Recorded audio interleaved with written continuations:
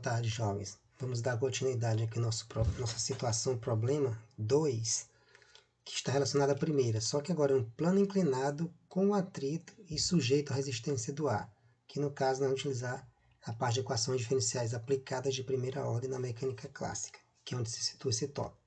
Então vamos à nossa situação, problema, que é um plano inclinado de inclinação θ, no qual tem um bloco de massa m qualquer.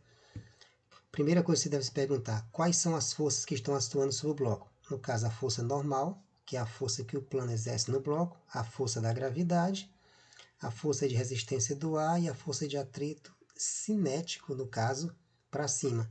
Só que esse peso, como a gente já viu outras vezes, ele pode ser decomposto em duas partes. O peso na direção x, conforme o referencial acima, e o peso na direção y, que está na mesma direção da força normal, só que no sentido contrário, como nós já fizemos no primeiro problema e também em outras situações. Continuando.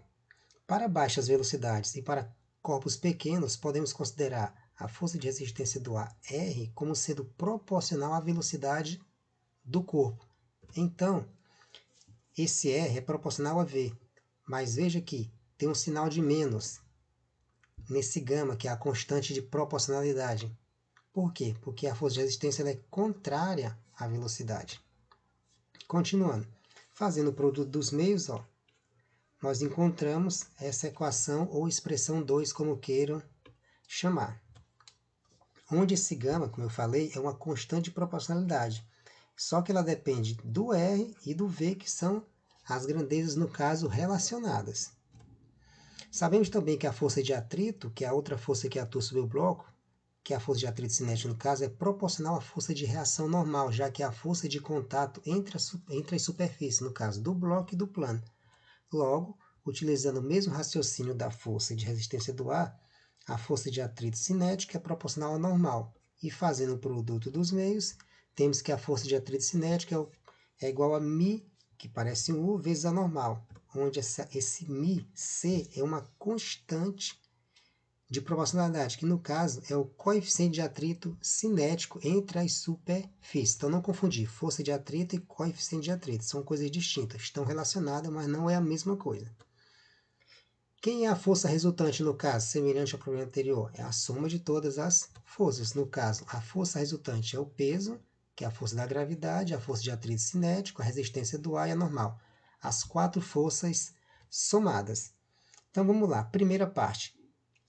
Dividindo o problema em dois. Na direção y, como podemos ver, não tem movimento. Logo, a normal é exatamente igual ao peso na direção y. E como aquele peso ele é decomposto em duas partes, Px e Py, nós já fizemos, o Py ele é P cosseno de θ. E como o peso é massa vezes gravidade, então a normal é igual a massa vezes a gravidade vezes o cosseno de θ.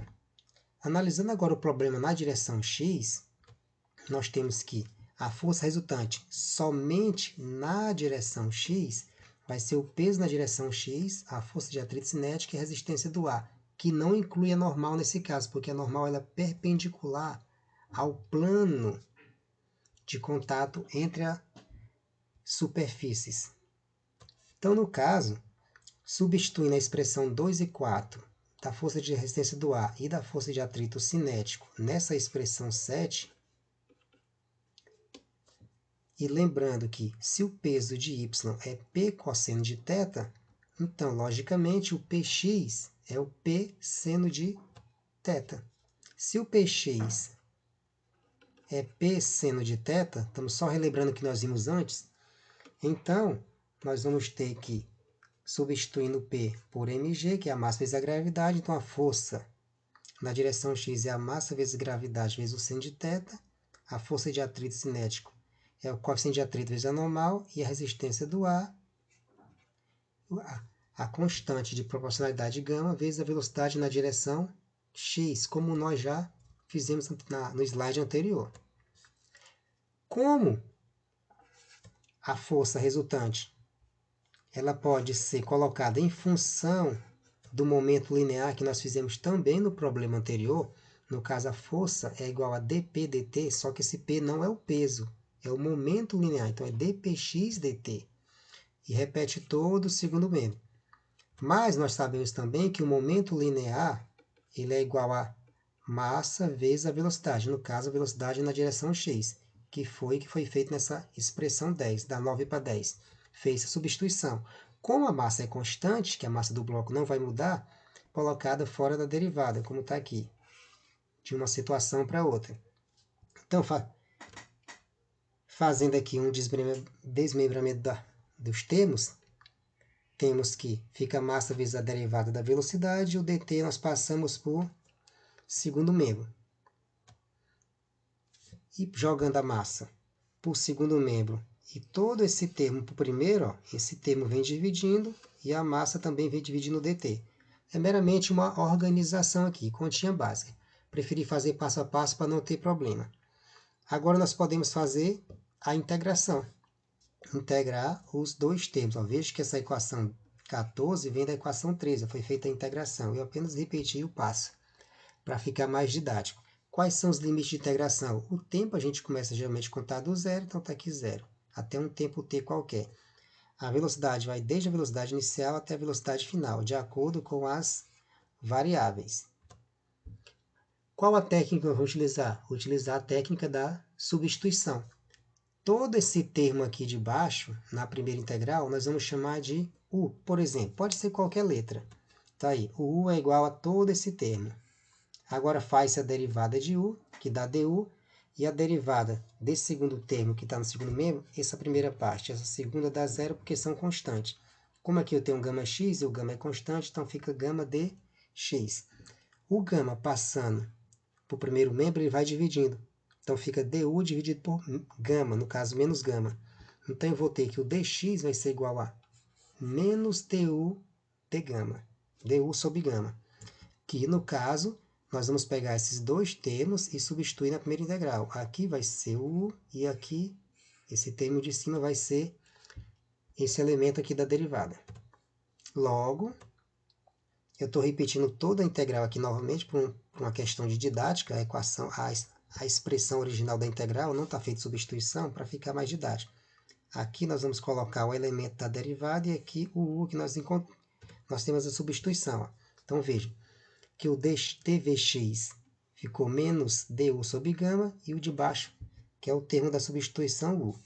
E veja que a segunda integral do segundo membro eu não mexi nela ainda, ó, não está calculada. Eu apenas passei a massa para fora da integral, já que é uma constante. Como aqui é uma fração, então fica 1 sobre m. Mas não calculei a integral ainda. Como na primeira integral a gente pode fazer o produto da primeira pela segunda, já que é uma divisão de duas frações, conserva a primeira e multiplica pela segunda, então teremos que a integral vai ficar menos du sobre gama u. Repetindo novamente a segunda integral. O gama pode passar para fora da integral, então fica menos 1 sobre gama. Agora nós podemos calcular a integral. Como aqui nós temos o inverso, 1 sobre u, depois de uma revisada, toda vez que temos uma integral deste tipo, a integral vai ser o ln. Então, teremos que menos 1 sobre gama vai ser o ln de u, que no caso é a variável aqui na integral. E na outra integral, como não temos nenhuma variável, vai dar o próprio t. Como os limites de integração vai de 0 a t, então vai dar o próprio t. E quando o t multiplicar, logicamente, 1 sobre m, vai dar t sobre m. E aqui teremos que os limites de integração da primeira integral, a velocidade inicial e a velocidade final. Como eu tenho um ln de u, e lembrando que o u é aquele termo lá de cima, nós temos que voltar esse termo para a expressão original, que no caso aqui agora está dentro do ln. Então vai ficar o ln de mg sem de θ e todos esses termos demais. Aqui é o u. E esse gama eu passei para o segundo membro. No caso, como ele está dividindo, ele vai para o segundo dividindo, ó, com o sinal de menos. Menos gama t por uma questão de simplificação. E olha que os limites de integração continuam aqui. Não coloquei os limites ainda, só voltei o termo do u original. Substituindo a velocidade final e a velocidade inicial, nós vamos ter dois termos agora, referente àquela mesma expressão do u. Só que um para a velocidade final e um para a velocidade inicial. Como é o ln, nós vamos ter uma subtração de dois logaritmos. Usando a propriedade dos logaritmos, da subtração, nós sabemos que essa subtração ela vira uma divisão. E como o logaritmo ele tem uma base, no caso aqui o logaritmo neperiano, a base é o e, nós vamos passar esse logaritmo para a função exponencial. Então, nós vamos ter que todo esse termo do logaritmo ele vai ser igual a e elevado a esse termo do segundo membro, que vai ser, no caso, o expoente. Agora aqui a gente faz um produto dos meios. Nós vamos ter o primeiro termo vezes o segundo, e aqui embaixo é 1 vezes 1. Pronto. Agora nós vamos só reordenar as contas aqui. Como eu tenho um gama x negativo, se eu passar para o primeiro membro, ele vai positivo. Então, eu terei que o gama x ficou positivo, que era negativo. Esse mg seno de θ continua no segundo membro e eu passei o termo do primeiro membro para o segundo. É uma continha básica, mas eu explico, apesar de ser conta básica, pela complexidade dos termos, que são muitos. Então, o que foi que eu fiz agora do passo anterior para esse, para quem não entendeu? Do gama x mg seno de θ, coeficiente de atrito vezes a normal, temos um termo comum entre o primeiro e o segundo. Então, nós vamos fazer um reordenamento desses termos. Mas, primeiramente, eu vou multiplicar esse termo exponencial pelos termos dentro do parênteses. Então, ele fica multiplicado por esse termo comum, que aí fica mg seno de θ menos o coeficiente de atrito vezes a normal, e o segundo fica gama x vezes a velocidade inicial vezes o expoente. Veja que eu fiz o jogo de sinal entre esse menos e esse menos, porque o gama x ele vai sair de dentro do parênteses. Então, eu tenho que fazer o jogo de sinal nesse caso. Por isso que ele ficou positivo. Aqui não ficou, continua negativo, porque o sinal continua lá de fora. Eu não fiz a mudança dos termos de fora para dentro, ou de dentro para fora do parênteses. Eles continuam onde estavam. Agora, o que eu vou fazer é apenas organizar os termos comuns. Como é que eu tenho o mg seno de θ e o coeficiente de atrito vezes a normal, duas vezes, ele é um termo comum, o termo que multiplica o segundo termo é o e elevado a menos gama t sobre m. Já no primeiro não tem nenhuma multiplicação, então é porque tem um 1. Então, colocando esse termo comum em evidência, vamos ter mg seno de θ, coeficiente de atrito vezes a normal. E o 1 está aqui, da primeira multiplicação que eu disse, menos o termo exponencial, colocado em destaque. Só isso que eu estou fazendo. E o gama que multiplica a velocidade na direção x, agora eu passo para o segundo membro, que é para isolar a velocidade. E assim eu determino a expressão da velocidade na direção x. Veja que ela é bem mais complexa do que no problema anterior. Mas tem mais. Esse termo gama sobre m, ele tem dimensão de tempo, o que a gente pode provar facilmente. Basta lembrar que o gama é uma relação entre a força de resistência e a velocidade, e a massa é dada em quilos. Quando substituir as grandezas, vai sobrar o segundo de tempo, ou qualquer unidade relacionada ao tempo. Então, esse termo γt ele tem dimensão de tempo.